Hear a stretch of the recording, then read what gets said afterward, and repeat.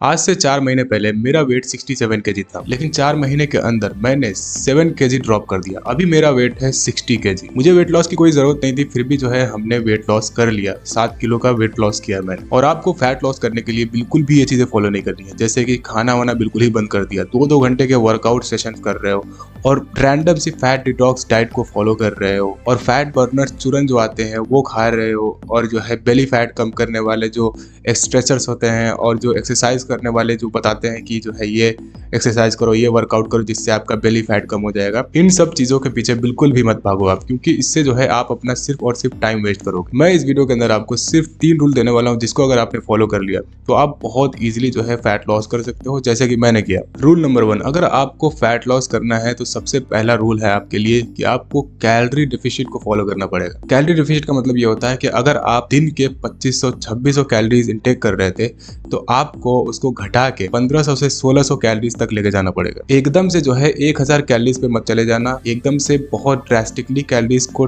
कम मत करना, नहीं तो आपको बहुत सारे प्रॉब्लम भी फेस करने को पड़ सकते हैं।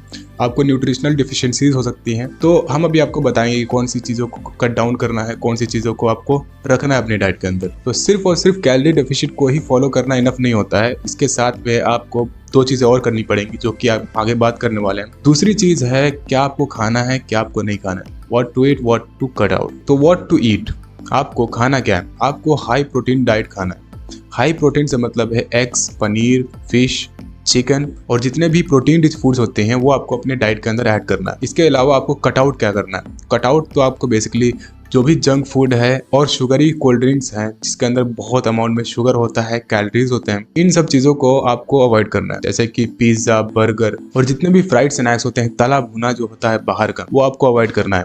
अब एकदम से इसको भी जीरो नहीं कर देना है, आपको क्रेविंग्स आएगी, ठीक है। अगर आप दिन में बहुत ज़्यादा जंक फूड खाते थे या हफ्ते में बहुत ज़्यादा जंक फूड खाते थे तो आपको इसको भी बहुत ज़्यादा हद तक मिनिमाइज करना है या फिर बंद ही कर देना है। और याद रखना, जब भी आपको क्रेविंग्स आएगी जंक फूड खाने के लिए तो आपको एक चीज़ याद रखनी है कि जितनी कैलोरीज आप इंटेक करोगे जंक फूड को लेकर, जितनी भी कैलोरीज आप अपने अंदर लोगे उतनी आपको बर्न भी करनी पड़ेगी। और बर्न करना बहुत ज़्यादा मुश्किल होता है, बहुत हार्डवर्क करनी पड़ती है, जो कि अगले रूल के अंदर हम बात करेंगे। तो रूल नंबर 1 होगा कि आपको कैलोरी डेफिसिट फॉलो करना है। रूल नंबर 2 होगा कि आपको जंक फूड और ये जो बाहर का तला भुना होता है उसको मिनिमाइज या बिल्कुल बंद करना है। रूल नंबर 3 है आपको रेजिस्टेंस ट्रेनिंग पे फोकस करना है। आपको रेजिस्टेंस ट्रेनिंग करना पड़ेगा। ये दोनों चीजें आप जो कर रहे थे, कैलोरी डेफिसिट फॉलो कर रहे हो और जंक फूड भी आप मिनिमाइज कर चुके हो, इसके अलावा अगर आपने ट्रेनिंग नहीं किया तो आपका वेट लॉस तो हो जाएगा, लेकिन आप फिर भी जो है फूले फूले दिखोगे। तो उसको ठीक करने के लिए आपको मसल्स के ऊपर काम करना पड़ेगा, जो कि रेजिस्टेंस ट्रेनिंग के द्वारा आप कर सकते हो। अब रेजिस्टेंस ट्रेनिंग के अंदर अगर आप एक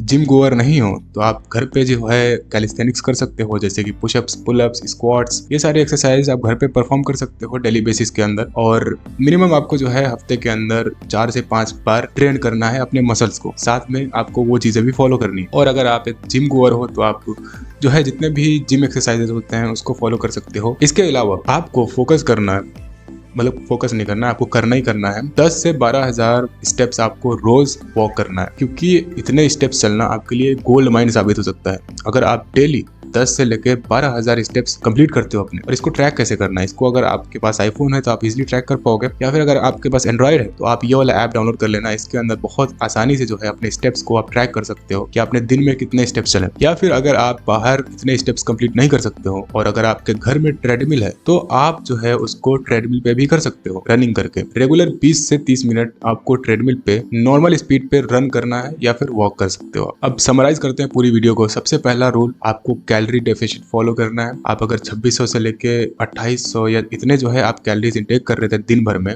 और आप ओबीस कैटेगरी में हो, आपका फैट बहुत ज्यादा है, तो आपको सबसे पहली चीज आपको कैलोरीज को कम करना है। 1500 से लेकर 1600 अपने कैलोरीज के हिसाब से आप कितना कैलोरीज खा रहे थे उसको कैलकुलेट करके और फिर जो है आप अपना नेक्स्ट गोल सेट करो कि जो है हमें रेगुलर इतने कैलोरीज इंटेक करना है, मतलब कम करके, समझे। दूसरा रूल, कि बाहर का जंक फूड, तला भुना और ये शुगरी जो ड्रिंक्स होते हैं, कोल्ड ड्रिंक्स जिसके अंदर बहुत ज्यादा कैलोरीज होती हैं, इसको बिल्कुल ही आपको अवॉइड करना है। तीसरा रूल, आपको रेजिस्टेंस ट्रेनिंग करनी है जिसके अंदर आपको सबसे ज्यादा प्रायोरिटाइज करना है वॉकिंग को और या फिर रनिंग को। ठीक है, स्टेप्स की हम बात कर रहे हैं क्योंकि सबसे ज्यादा जो कैलोरीज बर्न होती है वो वॉकिंग के टाइम ही होती है या फिर रनिंग के टाइम पे। ठीक है, तो आपको इस पे फोकस करना है। वॉकिंग कर सकते हो या फिर रनिंग कर सकते हो। 10 से 12,000 स्टेप्स आपको रेगुलर बेसिस पे मारना है। इसके अलावा नॉर्मल से कैलिस्थेनिक्स जैसे कि पुशअप्स, पुलअप्स, स्क्वाट्स, ये सारे एक्सरसाइज आपको करना है। तो इतनी चीजें आप कंसिस्टेंटली फॉलो करो। सिर्फ 4 महीने के अंदर, 5 महीने के अंदर आप अच्छा खासा रिजल्ट अपने ऊपर देख सकते हो, अपने बॉडी के ऊपर देख सकते हो, अपने आप को ट्रांसफॉर्म होते हुए देख सकते हो, फैट अपने बॉडी फेस के ऊपर से जाते हुए देख सकते हो। बाकी अगर आपको स्किन से रिलेटेड कोई इशू है तो आप इस वीडियो पे क्लिक कर सकते हो, या फिर हेयर से रिलेटेड कोई इशू है तो इस वीडियो पे क्लिक कर सकते हो। मिलते हैं आपको वहीं पे।